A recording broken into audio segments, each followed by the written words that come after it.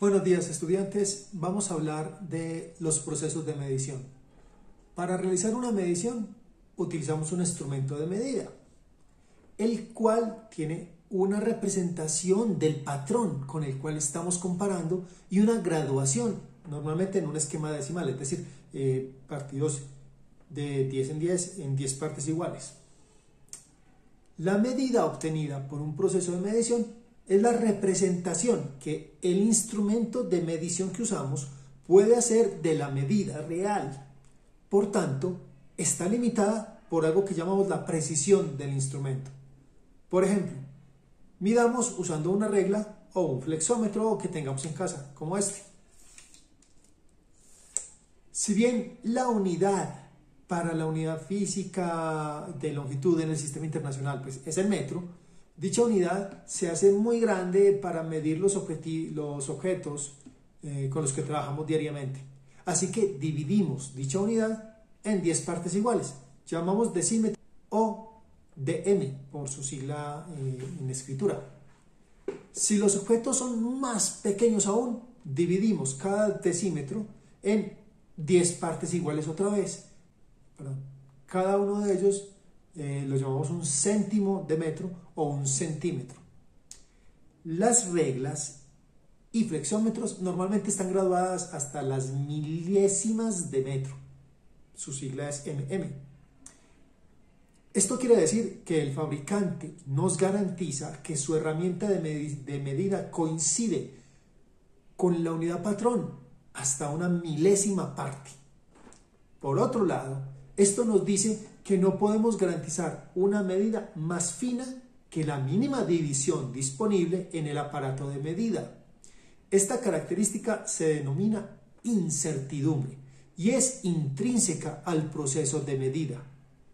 Como siempre tenemos esa falta de certeza en las medidas, esto debe reflejarse también en los cálculos y da una limitante a nuestras predicciones teóricas. Una predicción se denomina perfectamente compatible con el experimento o con la observación si dicha predicción cae dentro del rango de incertidumbre de la medida experimental. Las mediciones y los cálculos asociados deben representar siempre dicha incertidumbre. Por lo tanto, una medida se representa de la forma como pues la medida experimental va a ser igual a una parte central, la medida central, que es la que tomamos directamente del aparato,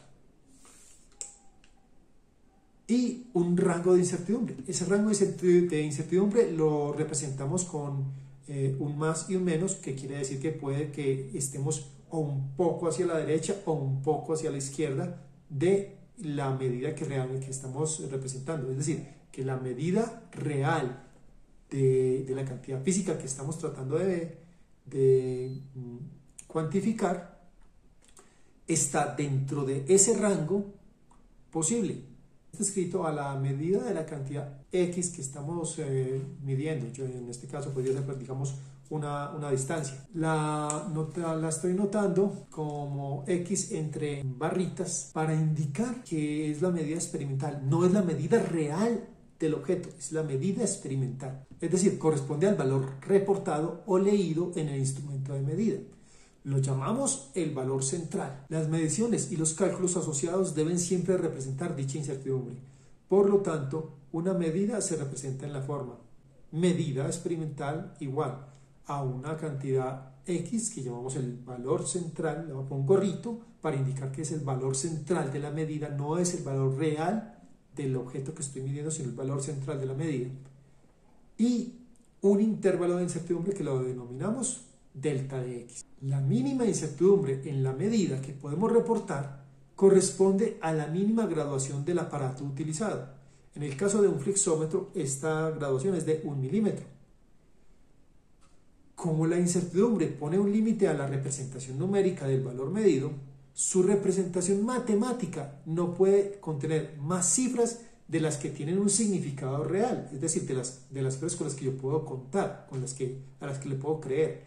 A esto lo llamamos las cifras significativas de la medida. La última cifra significativa de una medición se ubica en aquella cifra en la que comienza la representación de la incertidumbre. Fuera de la incertidumbre intrínseca a la medición, también se debe tener en cuenta las posibles causales de error que aparecen en un proceso de medida. Hay varios tipos de error, digamos, hay errores que son evitables o minimizables. Por ejemplo, el instrumento puede estar mal calibrado, es decir, no compara correctamente con el patrón, no compara el nivel que él dice. En ese caso, pues se puede calibrar, es decir, eso se puede evitar con un mejor instrumento o calibrando el instrumento antes de realizar las medidas. El ángulo de lectura puede provocar una interpretación errónea. No es lo mismo mirar perpendicular a la regla que mirar desde el lado. Lo que podemos ver para la medida va a percibirse distinto. Este tipo de error se conoce como un error de perspectiva o de paralaje y se evita haciendo las medidas de forma perpendicular al instrumento. También hay errores humanos, por ejemplo en la configuración del montaje o en la lectura de las medidas, que ahí se pueden evitar. Por lo menos se puede hacer lo posible por evitarlos. Pero hay otro tipo de errores, hay unos errores que son intrínsecos al proceso experimental. Por ejemplo, si tenemos fenómenos que intervienen de forma real y efectiva en los procesos, pero que no son tomados en cuenta por la hipótesis formulada, es decir, cuando estamos haciendo un experimento queremos validar una hipótesis o aprender algo del sistema. Entonces, si hay fenómenos que no han sido tomados en cuenta por la hipótesis formulada, pues por tanto, para validar o falsear dicha hipótesis, ese fenómeno debe omitirse, debe quitarse. No se puede quitar porque es algo real, entonces debe minimizarse. Pero por su carácter físico es inevitable que esté ahí presente. Un ejemplo de esto es un experimento en el cual usted tenga juntas en un montaje mecánico. La fricción entre las juntas es algo real que usted no puede evitar. Usted las puede minimizar, engrasándolas bien, etcétera, pero no lo puede evitar. Está también la fricción viscosa con el aire circundante. Las características físicas de los objetos que son considerados como irrelevantes para la formulación del modelo o de la teoría que se quiere falsear, pues de alguna forma van a estar ahí presentes y van a influir en los datos. Entonces, esas falencias del modelo para tratar estas interacciones constituyen errores intrínsecos al proceso de validación del modelo. Es decir, usted va a hacer la medida, estas características físicas van a afectar su medida, pero usted está contrastando contra un modelo que no las toma en cuenta. Esos son errores intrínsecos dentro del proceso.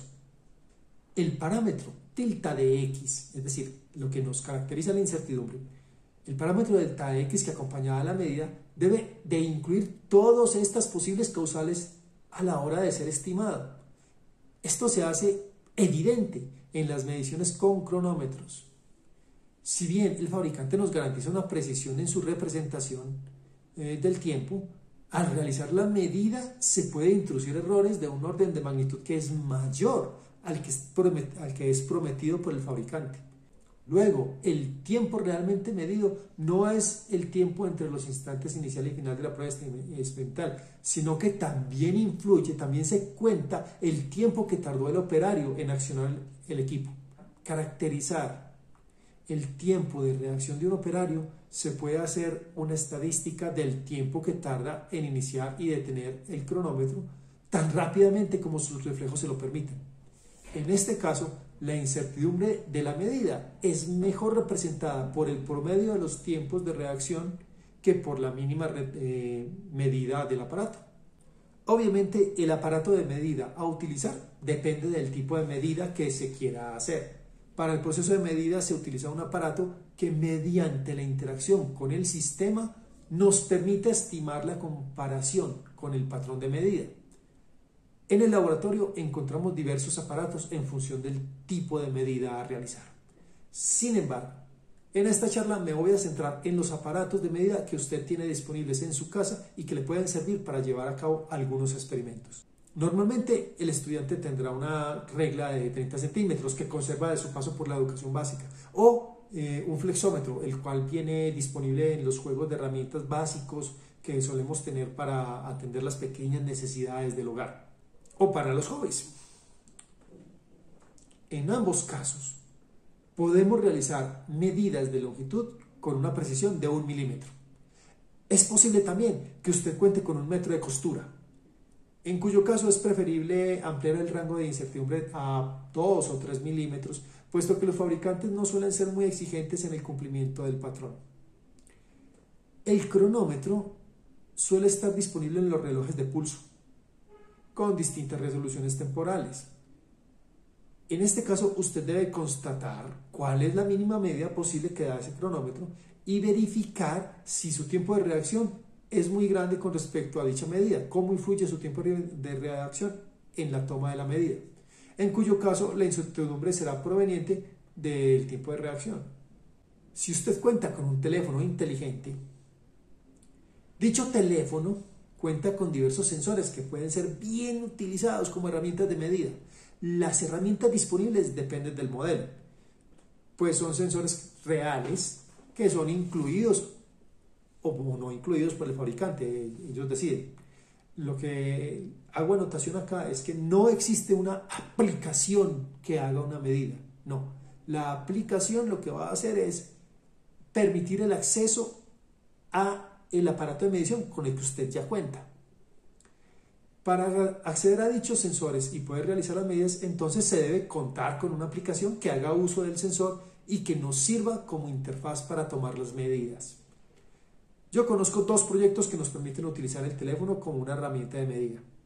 El Physics Toolbox Suite permite medir de forma directa con todos los sensores que haya detectado en el equipo y exporta las mediciones a un formato CBS, que al ser un formato de texto plano puede ser importado en cualquier herramienta técnica o científica. Además, se puede cargar directamente en una hoja de cálculo si lo que se quiere es una visualización rápida de los datos. Y está el proyecto Firefox. Este es más orientado al proceso lectivo, me da la impresión, que a la investigación individual. Pero tiene un excelente juego de cronómetros, que lo recomiendo, y dentro de los experimentos propuestos por la parte ya educativa, se puede hacer uso de todos los sensores. Adicionalmente tiene una interfaz que se puede instalar en la máquina de escritorio y controlar las medidas que hace con el celular directamente desde el computador. Una de las herramientas que vamos a encontrar es un temporizador sonoro. Es mucho más preciso que activar el temporizador a pulso. Y podemos aceptar la incertidumbre de fábrica, es decir, la incertidumbre que nos reporta la aplicación. Es decir, el paso más pequeño del temporizador. Podrá usted contar con alguno de los siguientes sensores: un magnetómetro que mide campos magnéticos, un acelerómetro que mide la aceleración a la que está sujeto el equipo en función de la gravedad externa, un giroscopio que le mide la velocidad de rotación si usted pone a rotar el celular. Algunos traen barómetro, puede ser una medida de la presión. Por supuesto, esa medida de la presión tiene que ser calibrada, viene con una calibración por defecto, pero usted la debe calibrar en función de la presión atmosférica a nivel del mar en el punto geográfico de la Tierra en el que usted se encuentra. Hay sensores de intensidad luminosa y, bueno, por supuesto, está la cámara de video. La cámara de video es una herramienta magnífica para hacer experimentos. Es un registro espaciotemporal. Usted registra información del espacio en una serie de tiempo. Eso nos da información de cómo evolucionan los sistemas en el espacio y en el tiempo. Hay que tener delicadezas en su trato para no tener problemas de paralaje, pero es una excelente herramienta con la cual usted podrá encontrar algunos videos en este canal de cómo trabajar experimentos de cursos básicos con ella. Bueno, eso respecto a los aparatos de medida. Vamos a dejar acá por el momento y los invito a disfrutar su proceso de aprendizaje. Disfrutar es la forma más fácil de aprender. Buen día.